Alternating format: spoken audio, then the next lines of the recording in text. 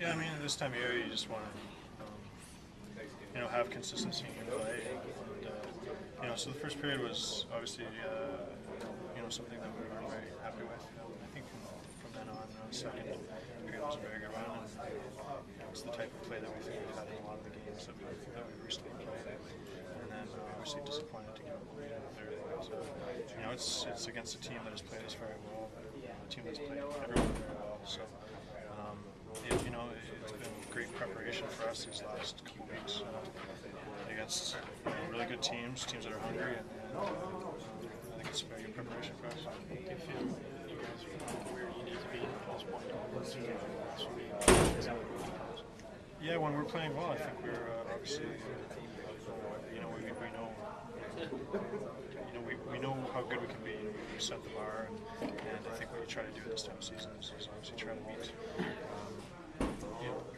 those expectations. Because obviously we know that we have the potential to play a certain style of hockey, and when we do, it's very effective. So when we don't, obviously you get dull periods, like the first where things just aren't clicking. It's very obvious to us. So there's no secrets in in how we have to play this time of year. Surprised by the slash from Phil? No, it was just the way it is. I think I gave him one too, so that's the way it goes. His maybe got you in a more vulnerable area. Yeah, it's the way it is. I don't know. It's no big deal.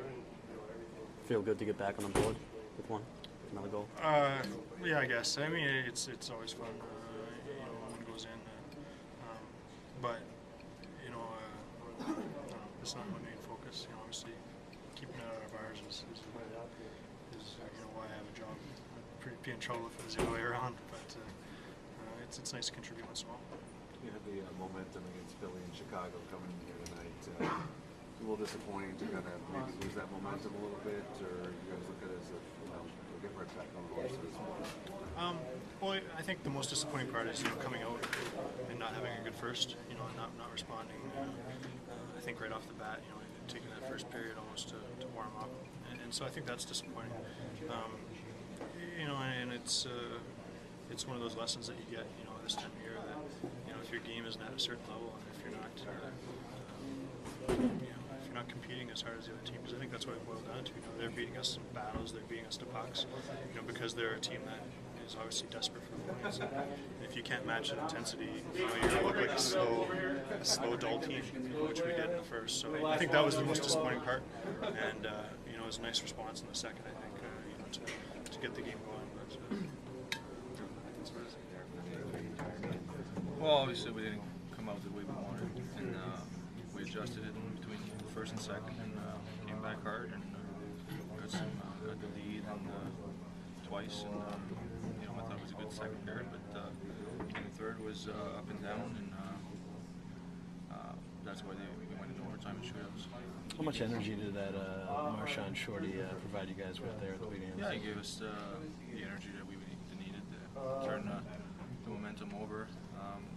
I thought at the end of the first period we were a little bit better and carried that with that big goal, and we got going from there.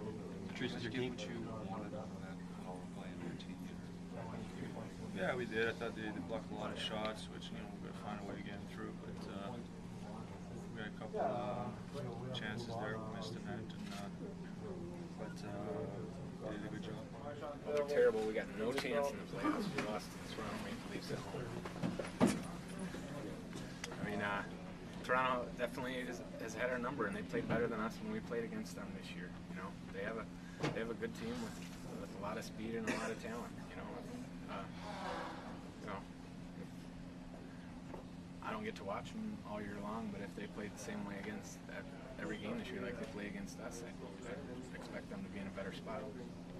Tim, how important is it to gain as much momentum as you can going into the playoffs, or is that, when all is said and done, a little overrated? I think it's pretty good to take the same theory that you're going to have to take during the playoffs, which is the same theory that you should have during the regular season, which is not too high, not too low. I mean, we've had some big wins here recently, beating Montreal, Philadelphia, Chicago, and now, it's kind of a tough loss to take.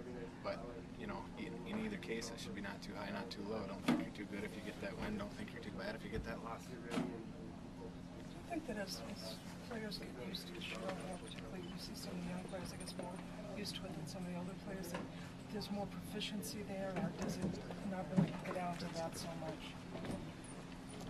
Do you know what I Run mean? that by me again. As the shootout is around longer in the league, do you think players, that the shooters have more proficiency going for them than the goaltenders do? I don't know. It seems like the newer guys always have a little bit of an advantage because you don't know exactly what they're going to do. But with history as a record, it usually flattens it out. There's been guys that their first year in the shootout they're really good, or first year and a half they're really good, and then they kind of find out, the book gets out on them a little bit, and then they have to try to change it up. And some of them are still successful, but not as successful as they were, and stuff like that. What did you do for the penalty shot? Like, how did you make that read? Nothing. I just decided to relax and challenge him, and go wherever he went. But I had an idea that he might try to go back to that side because the last time they played us at home, he scored the game winner there, and then this time when he got the penalty shot, he was going to that side. So I had an idea, but I didn't want to cheat and I didn't want to give it up, and unfortunately it worked out. Thanks.